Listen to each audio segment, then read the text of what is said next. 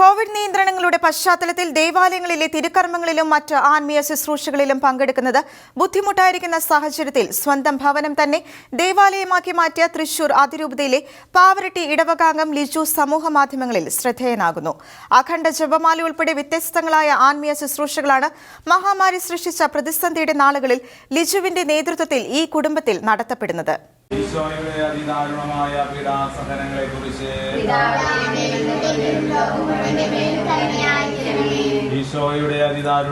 പീഡാസഹനങ്ങളെക്കുറിച്ച് മാതാപിതാക്കളും ഭാര്യയും 3 മക്കളും അടങ്ങുന്നതാണ് ലിജുവിന്റെ കുടുംബം. കോവിഡ് നിയന്ത്രണങ്ങൾ സൃഷ്ടിച്ച ആത്മീയ പ്രതിസന്ധിയിലും കുടുംബത്തിന്റെ ആത്മീയ ഉണർവിനായി കുടുംബ പ്രാർത്ഥനയ്ക്കൊപ്പം തന്നെ മറ്റെന്തൊക്കെ ചെയ്യാമെന്ന ചിന്തയാണ് വ്യത്യസ്തമായ ഈ ആശയത്തിലേക്ക് ലിജുവിനെ നയിച്ചത്.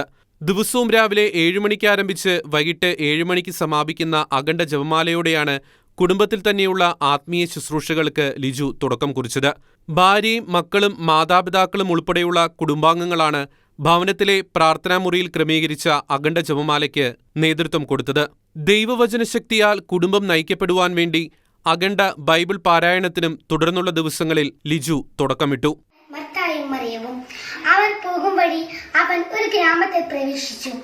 മർത്ത എന്നു പേരുള്ള ഒരുവൾ അവനെ സ്വഭാവനത്തിൽ സ്വീകരിച്ചു.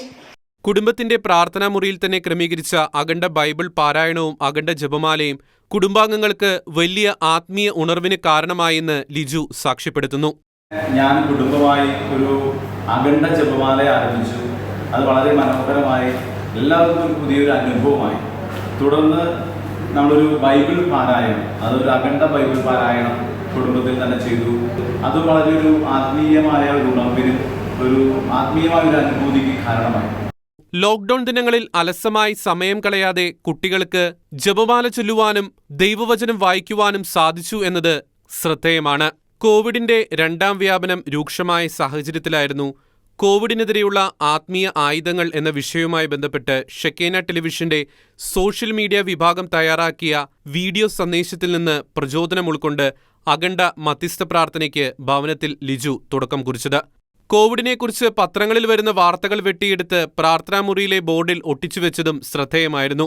ലിജു ഭവനത്തിൽ നടത്തുന്ന ഈ ശുശ്രൂഷകളിൽ നിന്ന് പ്രചോദനം ഉൾക്കൊണ്ട് അനേകരാണ് സ്വഭവനങ്ങളിൽ അഖണ്ഡ ജപമാലയ്ക്കും അഖണ്ഡ ബൈബിൾ പാരായണത്തിനും മറ്റും തുടക്കം കുറിച്ചിരിക്കുന്നത്. കോവിഡ് മൂലം ആത്മീയ പ്രതിസന്ധി സൃഷ്ടിക്കപ്പെട്ടപ്പോഴും അതിൽ തളരാതെ ആത്മീയ ഉണർവിനും മുന്നേറ്റത്തിനുമായി ഭവനം തന്നെ ഒരു ദേവാലയമാക്കി മാറ്റിയ ഈ കുടുംബം അനേകർക്ക് പ്രചോദനമാവുകയാണ്. ഷെക്കേന ന്യൂസ്, തൃശൂർ.